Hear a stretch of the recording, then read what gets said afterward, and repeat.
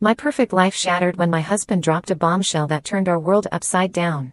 Now, I'm fighting not just for my marriage, but for everything I hold dear, including my children. I never imagined I'd be sitting here, writing about the dissolution of my marriage and the potential loss of everything I hold dear. But life has a way of throwing curveballs when you least expect them, and mine came in the form of my husband's unexpected revelation. My name is Sarah, and up until a few months ago, I thought I had it all figured out.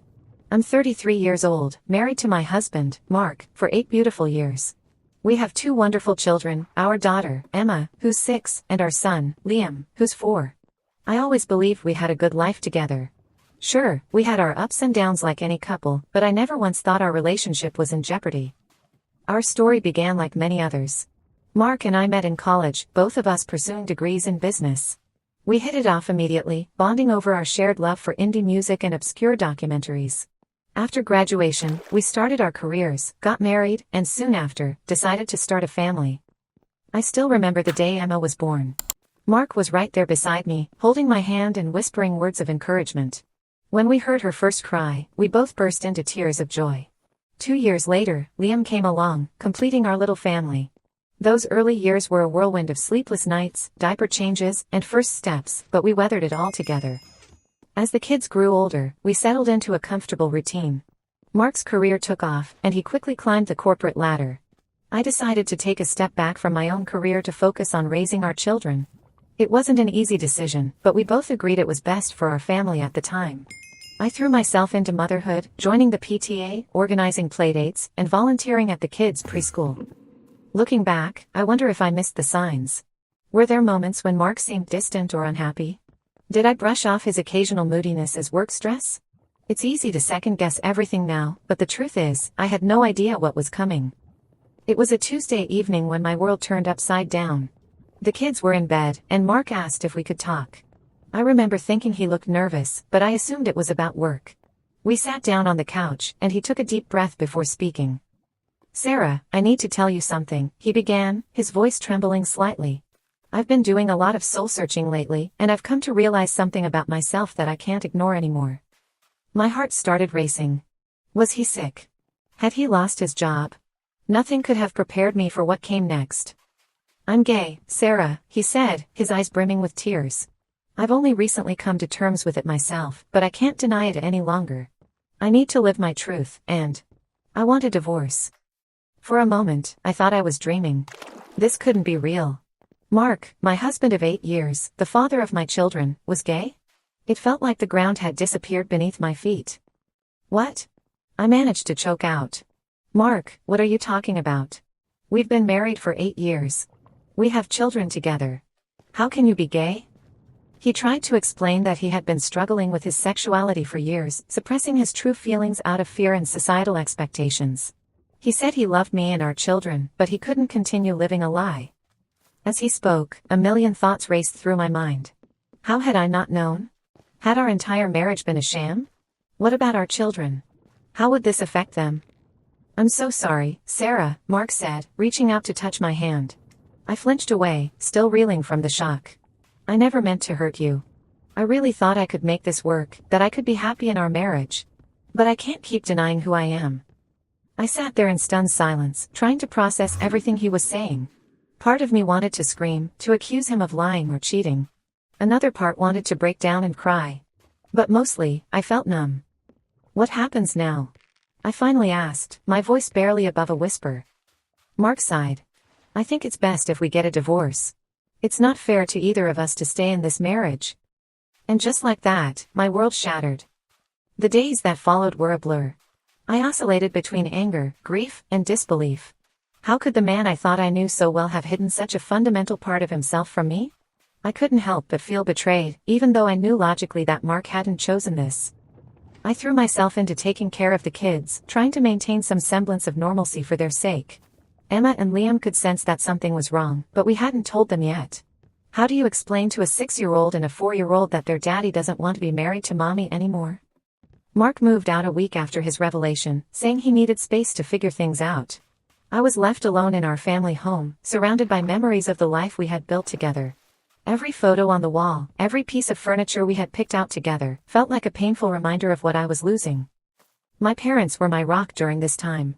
They came to stay with me for a few weeks, helping with the kids and providing a shoulder to cry on. My mom, in particular, was furious with Mark. How could he do this to you? She fumed one evening after the kids were in bed. To just drop this bombshell and walk away from his family. It's not right. I appreciated her anger on my behalf, but it didn't make me feel any better. Mom, it's not like he chose this, I said wearily. He's going through a lot too.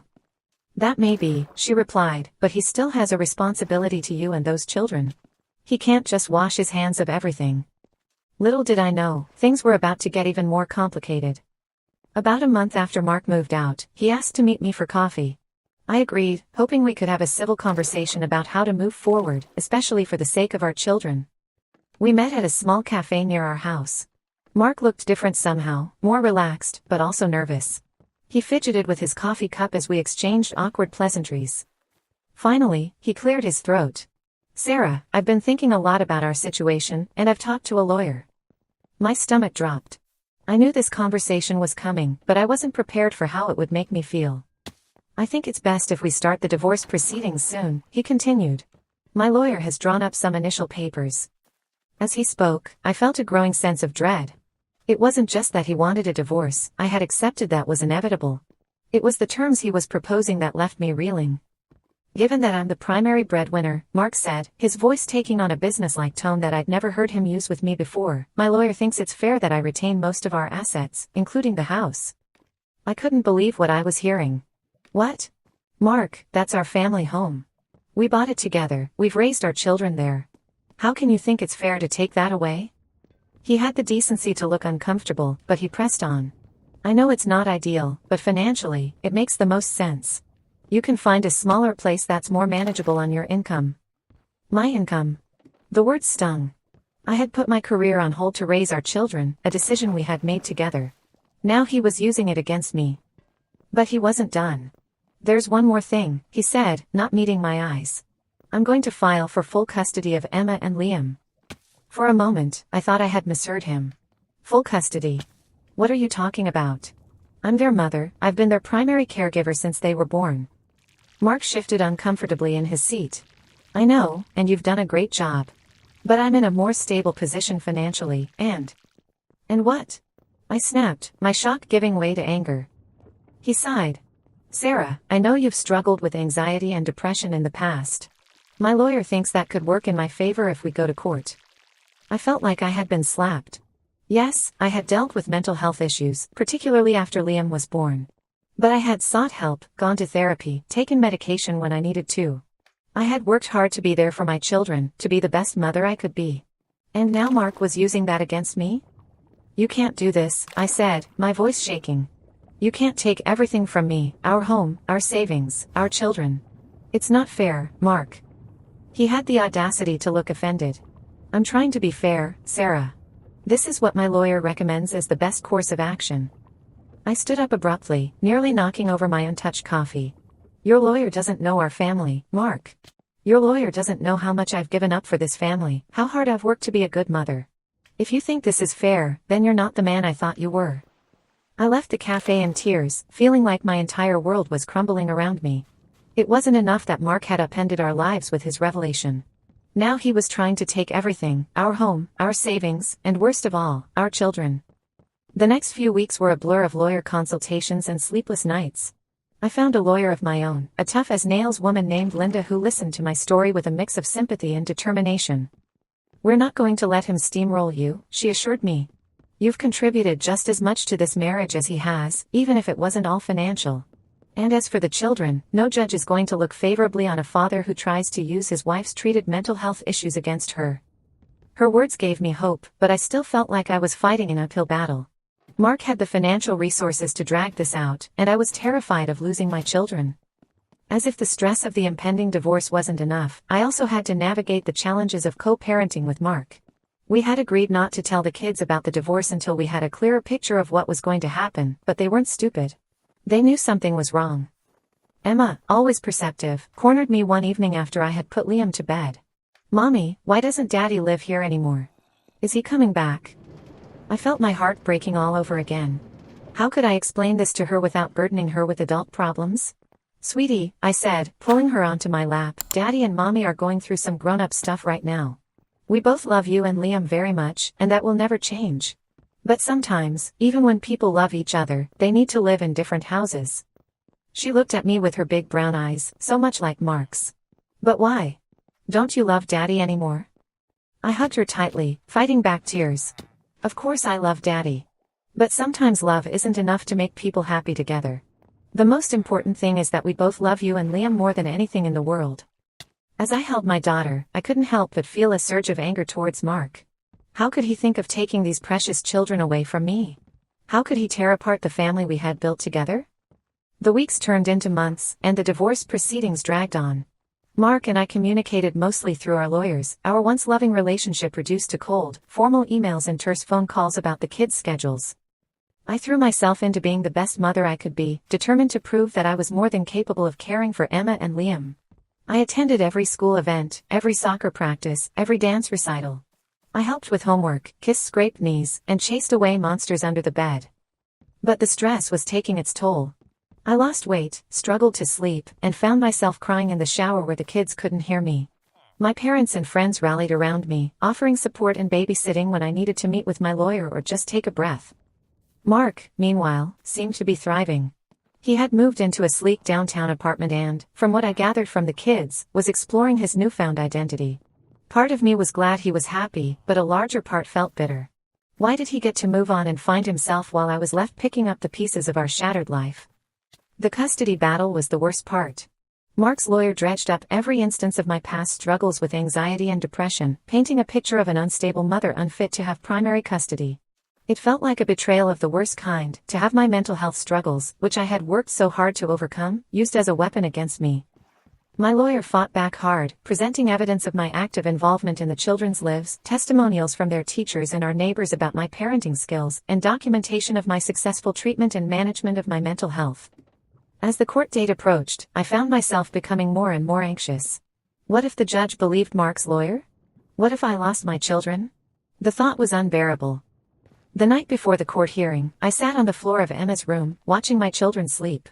Liam had crawled into his sister's bed, as he often did when he was feeling unsettled. They looked so peaceful, so unaware of the battle being waged over them. I stroked Liam's curly hair, so like mine, and felt a fierce surge of maternal love. These were my children. I had carried them, given birth to them, nurtured them. I had been there for every milestone, every triumph, every setback. How could anyone think I wasn't the best person to care for them? As I sat there, I made a silent vow. No matter what happened in court tomorrow, I would never stop fighting for my children. They were my world, and I would do whatever it took to protect them and give them the stable, loving home they deserved. The morning of the court hearing dawned bright and clear, a stark contrast to the turmoil I felt inside. I dressed carefully in a conservative suit, wanting to project an image of stability and competence. My mom came over to watch the kids, giving me a fierce hug before I left. "You've got this, Sarah," she said, her voice full of conviction.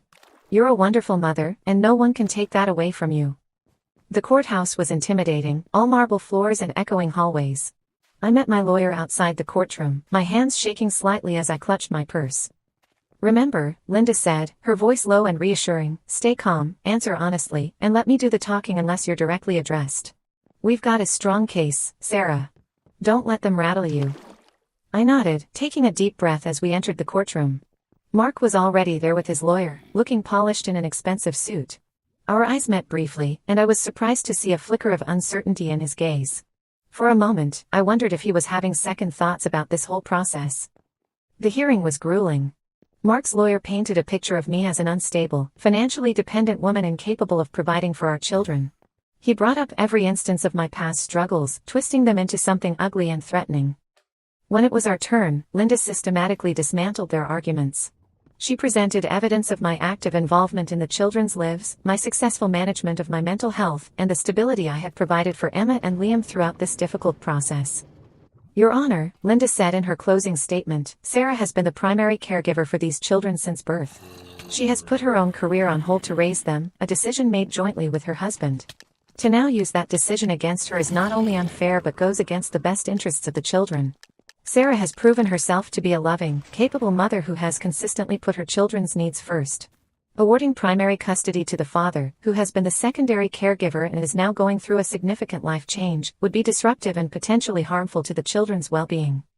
As we waited for the judge's decision, I felt a mix of hope and terror. This was it, the moment that would determine the course of my life and my children's lives. When the judge began to speak, I held my breath. After careful consideration of the evidence presented, the judge said, her voice firm and clear, I find that it is in the best interests of the children to remain primarily with their mother, Sarah. Mr. Thompson's attempt to use his wife's past mental health struggles, which she has demonstrably overcome, as a basis for full custody is both opportunistic and misguided. The children have a strong, stable relationship with their mother, who has been their primary caregiver throughout their lives. Joint custody will be awarded, with Sarah retaining primary physical custody. I felt a wave of relief wash over me. The judge continued, addressing the division of assets. She ruled that the family home should be sold and the proceeds split equally, acknowledging my non-financial contributions to the marriage. She also ordered a fair division of our savings and other assets, rejecting Mark's attempt to claim the majority based solely on his higher income. As we left the courtroom, I caught Mark's eye. He looked deflated, perhaps realizing the gravity of what he'd attempted to do. Sarah, he began, but I held up a hand. Not now, Mark. We'll talk later, for the kids' sake. The following months were a whirlwind of change. We sold the house, and I found a cozy apartment near the children's school. Mark and I established a co-parenting routine that, while not perfect, allowed us both to be present in Emma and Liam's lives. Slowly but surely, I began to rebuild my life. I started working part-time, rediscovering my passion for graphic design. My relationship with Mark, while never returning to friendship, evolved into a civil partnership focused on our children's well-being. One evening, as I tucked Emma and Liam into bed in their new rooms, I realized that despite the pain and upheaval of the past year, we had survived. We were different, but we were okay. Mommy, Emma said sleepily, are you happy now? I smiled, kissing her forehead. Yes, sweetheart. We're all going to be just fine. As I closed their bedroom door, I felt a sense of peace wash over me. The future was uncertain, but I was stronger than I'd ever been. Whatever came next, I knew I could handle it.